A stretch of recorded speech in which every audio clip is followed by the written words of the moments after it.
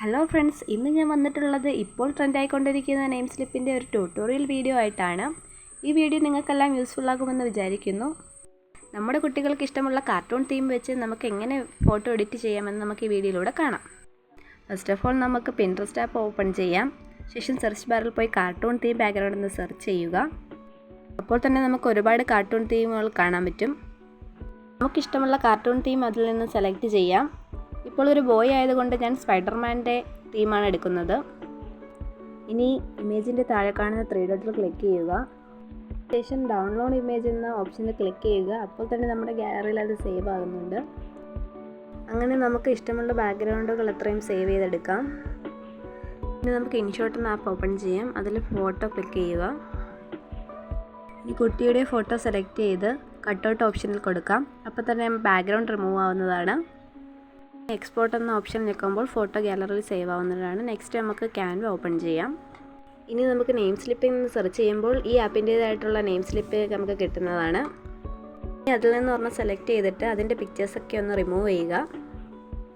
ശേഷം റീപ്ലേസ് എന്ന ഓപ്ഷനിൽ ക്ലിക്ക് ചെയ്ത് നമ്മൾ നേരത്തെ സേവ് ചെയ്തിരുന്ന കാർട്ടൂണിൻ്റെ ബാക്ക്ഗ്രൗണ്ട് വെച്ച് കൊടുക്കാം. ഇനി അതൊന്ന് ക്രോപ്പ് ചെയ്ത് സെറ്റ് ചെയ്തെടുക്കാം.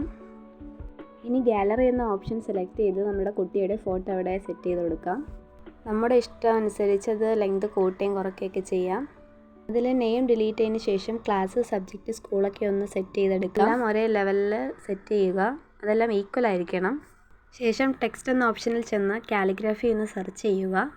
അപ്പോൾ ഇവിടെ ഒരുപാട് ഫോണ്ടുകൾ കാണാൻ പറ്റും. അതിൽ നിന്ന് ഞാൻ ഒരെണ്ണം സെലക്ട് ചെയ്തു. എൻ്റെ കുട്ടിയുടെ പേര് ഇവിടെ ടൈപ്പ് ചെയ്യുകയാണ്. ഇനി അതിൻ്റെ സൈസ് കറക്റ്റ് ചെയ്ത് വെച്ച് കൊടുക്കാം.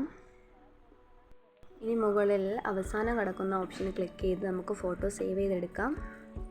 അങ്ങനെ ഓരോ ഫോട്ടോസും നമ്മുടെ ഇഷ്ടത്തിനനുസരിച്ച് നമുക്ക് സേവ് ചെയ്തെടുക്കാം.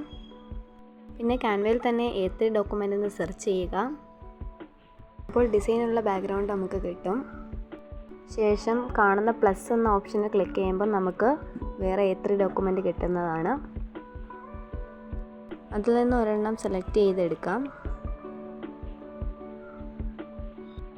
ശേഷം താഴെ കാണുന്ന ഗാലറി എന്ന ഓപ്ഷനെ ക്ലിക്ക് ചെയ്ത് നമ്മൾ സേവ് ചെയ്ത നെയിം സ്ലിപ്പിനകത്ത് ആഡ് ചെയ്ത് കൊടുക്കാം.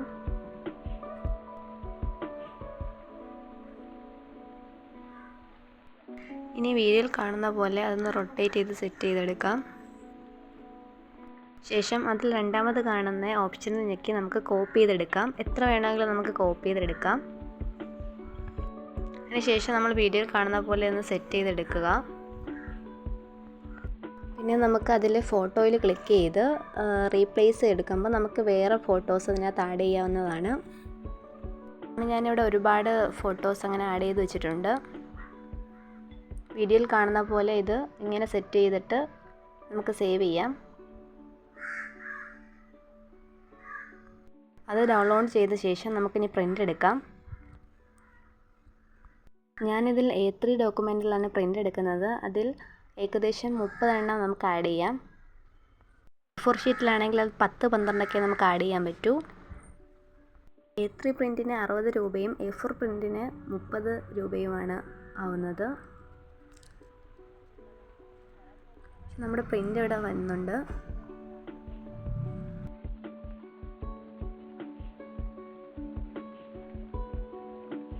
എനിക്ക് ഒരുപാട് പ്രിൻ്റ് ഇതേപോലെ എടുക്കാനുണ്ടായിരുന്നു.